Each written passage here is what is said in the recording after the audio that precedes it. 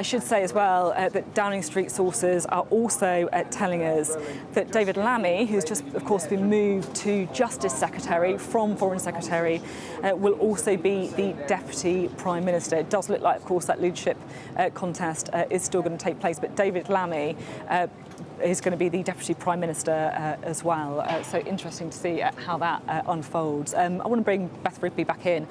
We're expecting imminent arrivals now. Things are really moving quickly. What do you make of this news that David Lammy is like to be Deputy Prime Minister?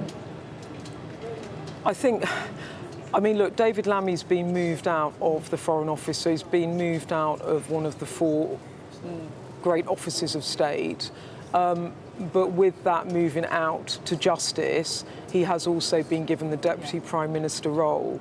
So that is, in a way, not a demotion for David Lammy. And so, as I was saying earlier, I think what this is quite an elegant attempt by Keir Starmer to switch around people to potentially get more effectiveness in the Home Office without demoting Yvette Cooper and without demoting David Lammy. So actually, when you think about it in those terms, each of those people, Shabana Mahmood, it's a straight promotion. David Lammy's now Deputy Prime Minister, and I think David Lammy also, you know, with Keir Starmer, as you were saying, he did a lot of work with the US. And actually, I'm remembering now as well when J.D. Vance was over in the Cotswolds and I was not in the country. The fishing trip, you know, they were fishing and, you know, and he hosted them at his Grace and Favour home.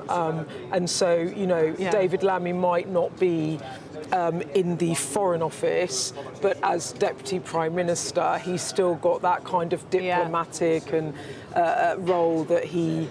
Also, I think the thing about David Lammy that people perhaps don't or misunderstand a bit is he's pretty close to Keir Starmer.